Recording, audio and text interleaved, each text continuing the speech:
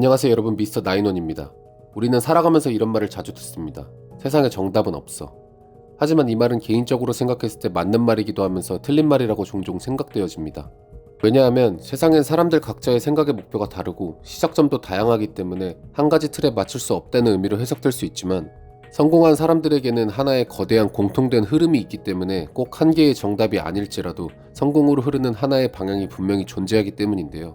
이 성공의 거대한 방향을 알려주고 부자들이 알고 있고 행동하고 있는 지식을 우리에게 간단하게 설명해주는 책, 로버트 기요사키의 부자 아빠 가난한 아빠에 대해서 말해보겠습니다.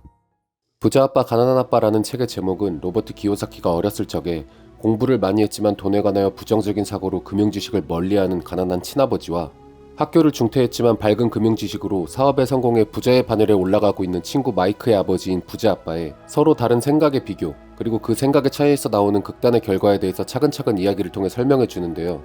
어린 로버트는 부자 아빠의 수업을 통해 부자들이 알고 있는 지식과 그리고 지켜야 하는 원칙에 대해 강조하면서 책을 풀어나갑니다. 책 안에는 수많은 부자 아빠의 주옥 같은 레슨들이 존재하지만 그 중에서 가장 중요하다고 생각되는 내용인 가난한 자들과 중산층, 그리고 부자들의 재무제표에 관한 이야기를 해보려고 합니다. 부자 아빠는 가난한 자들과 중산층은 진짜 자산과 부채를 모른다는 것이 문제라고 이야기를 합니다. 그리고 부자들은 이를 정확하게 알고 있다고 말하고 있죠. 진짜 자산이라고 말하는 의미는 가난한 이들과 중산층이 믿고 있는 자산 중에는 진짜 자산이 아닌 것들이 존재한다는 겁니다. 그들은 이를 자산이라고 믿고 살아가기 때문에 나중에 문제가 된다는 사실을 모른다는 것이죠. 대표적인 예를 들면 그들의 차, 명품, 집이라고 이야기합니다. 사람들은 대부분 착각합니다. 그들의 명품 가방이나 자동차들은 언제든 내가 필요할 때 팔아서 현금으로 바꿀 수 있으니 자산이 아닌가 하고 말이죠. 하지만 기요사키는 그것들의 문제를 이야기해 주는데요. 결론적으로 그들의 명품이나 자동차 같은 물건들은 구매를 한 시점 이후에는 가격이 떨어질 일만 남은 것들이라는 것을 강조하죠. 그것들은 또한 매달 할부로 수입을 상환해야 하기 때문에 자산이 아니라 부채라고 이야기합니다. 그리고 심지어 살고 있는 집 또한 자산이 아니라고 이야기합니다. 오해하시면 안 되는 것이 은행에서 말하는 자산과 기요사키가 말하는 자산의 개념은 약간 다른 개념입니다. 기요사키가 말하는 자산의 개념은, 즉 구매를 한 시점 이후에 가격이 변동할 수 있는 방향에 따라 자산과 부채는 결론이 난다는 것입니다. 그래서 대부분의 사람들이 살고 있는 집마저도 자산이 아니라 부채라고 말합니다. 물건을 샀을 때부터 가격이 떨어질 일만 남은 물건들은 지출, 자산으로 착각할 수도 있지만 매달 상환해야 할 돈이 있는 물건이라면 부채, 산 이후에 떨어질 수도 있지만 매달 배당금이나 이자를 받으면서 자본주의 물가 상승률을 뛰어넘는 가격 상승의 가능성을 가진 물건을 산다면 자산이라는 것이죠. 보통 집에 관하여 이야기를 할 때 반대 의견들이 나오곤 합니다. 조금의 논란이 있을 수 있지만 내가 들어가 살고 싶은 집은 로버트의 관점에서 많은 현금을 깔고 앉아 기회비용을 손해보는 형태이고, 매달 주택담보대출을 갚아야 하며 지속적으로 세금이 나가기 때문에 가격이 시간의 지남에 따라 오를 수 있어도 자산이라고 보지 않습니다. 그리고 더욱 큰 집을 사려고 큰 빚을 지는 경우가 많아서 악순환의 구조로 보는 것이죠. 그러나 명의를 소유한 채 렌트를 주어 수익으로 세금을 상쇄하고 지출 없이 꾸준히 수익을 가져다주는 집인 경우에는 같은 집이라는 물건이지만 부채가 아닌 가장 훌륭한 자산 중에 하나로 봅니다. 부자들은 자산을 삽니다. 그래서 로버트는 무엇을 사는가에 따라 부자와 가난한 자가 나뉜다고 결정적으로 이야기합니다. 그리고 부자는 장기적으로 자산에서 나오는 수익과 이자로 소비를 하기 때문에 시간의 지남에 따라 더욱 부자가 되고, 가난한 자들과 중산층은 자산과 부채를 구분할지 모르기 때문에 시간이 흐를수록 더욱 가난해질 수밖에 없다고 이야기합니다. 로버트가 말하는 자산들은 이러한 것들입니다.